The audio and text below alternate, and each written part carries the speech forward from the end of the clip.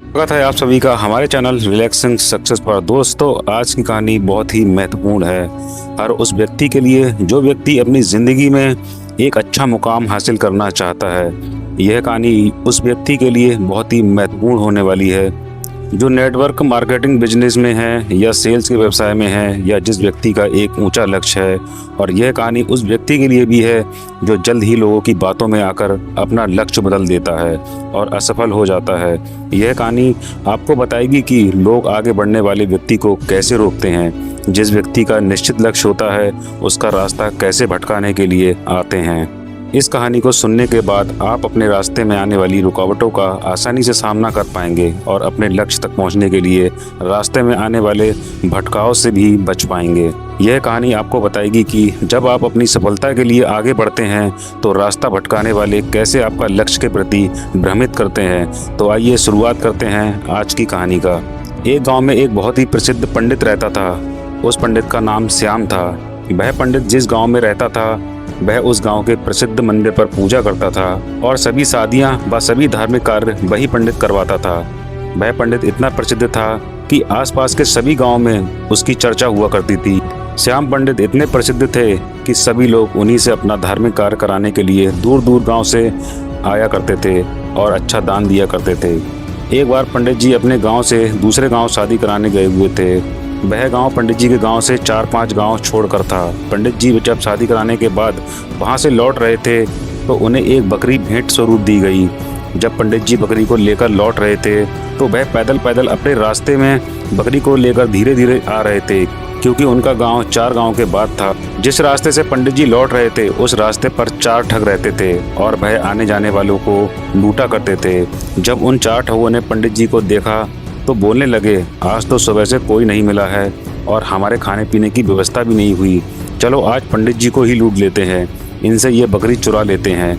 लेकिन उनमें से एक ठग बोलता है, अगर पंडित जी को मारा पीटा तो सारे गांव वाले हमें छोड़ेंगे नहीं और हमें बहुत पाप लगेगा। तो ठग एक नई तरकीब निकालता है पंडित जी से बकरी छुड़ाने की और चारों ठग अपने अपने काम पर लग जाते हैं। पंडित जी जब पहले गाँव पहुँचने वाले होते हैं तो वहाँ पहला ठग उन्हें मिलता है जो एक साधारण व्यक्ति की तरह पंडित जी से राम राम करता है और उनके पैर पकड़ने के लिए झुकता है, लेकिन रुक जाता है और पंडित जी से बोलता है, पंडित जी आप तो बहुत प्रसिद्ध पंडित हैं और लोग आपकी बहुत इज्जत करते हैं, लेकिन आप इस गधे के साथ क्या कर रहे हैं। तो पंडित जी गुस्सा हो जाते हैं और बोलते हैं, अरे मूर्ख, ये गधा नहीं बकरी है। लेकिन वह ठग उनसे कहता है कि ये बकरी नहीं, ये गधा है। पंडित जी आपको किसी ने बेवकूफ़ बना दिया। तो पंडित जी फिर गुस्से से कहते हैं कि तू ही मूर्ख है, और यह बोलकर पंडित जी आगे चल पड़े। लेकिन पंडित जी के दिमाग में इस अनोखी घटना ने एक हल्का सा भ्रम डाल दिया और वह आगे निकल गए। धीरे धीरे पंडित जी आगे बढ़ रहे थे और वह दूसरे गांव पहुंचने ही वाले थे कि उन्हें वहां दूसरा ठग मिला जो कि बिल्कुल साधारण व्यक्ति की तरह वहां खड़ा था और पंडित जी से राम राम करता है और उनके पैर पकड़ने के लिए झुकता है, लेकिन वह रुक जाता है। पंडित जी पूछते हैं, क्या हुआ, रुक क्यों गए। तो वह बोलता है, पंडित जी आप इस गधे को साथ लेकर क्यों घूम रहे हो, इससे आप खंडित हो जाओगे और लोग आपके बारे में क्या सोचेंगे, इस गधे को भगा दो। पंडित जी को इतनी बात सुनकर बहुत क्रोध आता है और बोलते हैं, तुम मूर्ख हो, दिखाई नहीं देता यह बकरी है और तुम बोल रहे हो गधा है। दूसरा ठग बोलता है कि यह पंडित जी आपको किसी ने पागल बना दिया, यह बकरी नहीं यह गधा है और ये आपके साथ रहेगा तो आपकी क्या इज्जत रह जाएगी। यह सुनते ही पंडित जी सोचने लगे कि यह क्या बोल रहा है, मैं तो बकरी लाया हूँ पर ये सब इसे गधा क्यों बोल रहे हैं, कहीं मैं सच में गधे को लेकर तो नहीं घूम रहा हूँ। अब पंडित जी सोच में पड़ जाते हैं और वह ठग वहाँ से चला जाता है और पंडित जी भी आगे बढ़ने लगते हैं, लेकिन उनके दिमाग में यही बात चल रही होती है कि यह बकरी है या गधा। जब पंडित जी तीसरे गाँव में पहुँचने वाले होते हैं तो उन्हें वहाँ तीसरा ठग मिलता है और पंडित जी से राम राम करता है। पंडित जी के पैर पकड़ने के लिए झुकता है, लेकिन रुक जाता है। पंडित जी हैरान हो जाते हैं और पूछते हैं कि क्या हुआ। तो तीसरा ठग बोलता है कि पंडित जी मैं आपसे आशीर्वाद लेना चाहता हूँ, लेकिन इस गधे को आपके साथ देखकर मुझे अच्छा नहीं लग रहा है। लोग आपको इतना मानते हैं, आपसे पूजा कराते हैं, लेकिन लोग आपको इस गधे के साथ देखेंगे तो क्या सोचेंगे। इतनी बात सुनकर पंडित जी कहते हैं कि मैं इस गधे को गाँव के बाहर छोड़ने जा रहा हूँ। मुझे रास्ते में दयनीय हालत में मिला था और पंडित जी वहाँ से निकल जाते हैं। कुछ लोगों की बातों में आकर पंडित जी का विश्वास खुद से उठ जाता है। उन्हें लगता है कि लोग सही बोल रहे हैं और मैं गलत हूँ, लेकिन फिर सोचते हैं कि मैं सही हूँ। इसी तरह उनका विश्वास खुद पर से गिरने लगता है और सोचते हैं कि मैं अपने गांव में पहुंचने वाला हूं। अगर ये बकरी नहीं हुई और गधा हुआ तो लोग मेरे बारे में क्या सोचेंगे। यही सोचते सोचते पंडित जी चौथे गांव पहुंचने वाले होते हैं कि उन्हें चौथा ठग मिलता है और पंडित जी से राम राम करता है और पैर पकड़ने के लिए झुकता है, लेकिन रुक जाता है। तो पंडित जी पूछते हैं क्या हुआ। तो वह ठग पंडित जी से बोलता है, पंडित जी बाकी सब तो ठीक है, आप इस गधे को साथ में लेकर क्यों घूम रहे हो।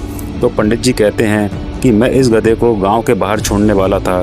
तो वह ठग बोलता है कि पंडित जी यह गधा आपको शोभा नहीं देता, लोग क्या सोचेंगे। आपके साथ यह गधा देखकर आप इसे मुझे दे दीजिए, मैं इसे बाहर छोड़ आऊँगा। तो पंडित जी अपने आप पर विश्वास खो देते हैं और उस बकरी को गधा समझकर उस ठग को दे देते हैं और अपनी बकरी को छोड़कर आ जाते हैं। और उन चारों की यह तरकीब काम कर जाती है और वह पंडित जी से बकरी छुड़ा लेते हैं और उसे बेचकर पैसा कमा लेते हैं। इसी तरह हमारे आसपास भी हमारा रास्ता भटकाने के लिए बहुत सारे ठग जरूर मिलेंगे जो हमारा रास्ता भटकाना चाहते हैं। उनसे बचकर और खुद पर विश्वास रखना होगा, तभी हम अपने लक्ष्य को पा सकते हैं। दोस्तों, इस कहानी से हमें कई सारी सीखने को मिलती है जिनसे हम अपनी सफलता को जल्द से जल्द पा सकते हैं।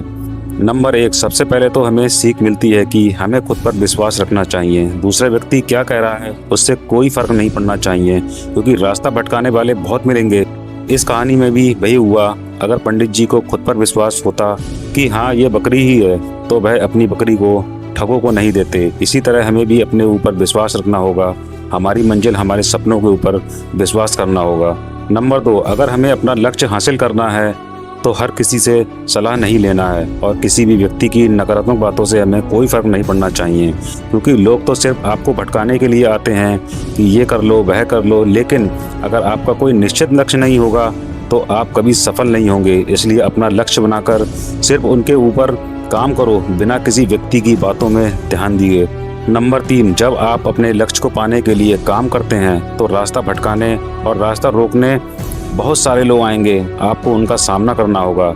नेटवर्क मार्केटिंग बिजनेस में भी यही होता है। आपको बहुत सारे लोग मिलेंगे जो कहेंगे ये गलत काम है, आपको सफलता नहीं मिलेगी। तो उनकी बातों पर ध्यान दिए बिना अपने लक्ष्य को पूरा करने के लिए मेहनत करेंगे तो सफलता अवश्य मिलेगी। बस रास्ता भटकाने वालों से बचकर रहें, क्योंकि राह भटकाने वाले जरूर मिलेंगे। दोस्तों, इसी तरह की और अच्छी सीख देने वाली कहानी के लिए हमारे चैनल को आप सब्सक्राइब कीजिए और इस वीडियो को लाइक करके अपने दोस्तों और परिजनों को अवश्य शेयर कीजिए। तो चलिए दोस्तों, फिर मिलता हूँ ऐसी ही एक मोटिवेशनल वीडियो के साथ। तब तक के लिए आप अपना और अपने परिजनों का ख्याल रखें।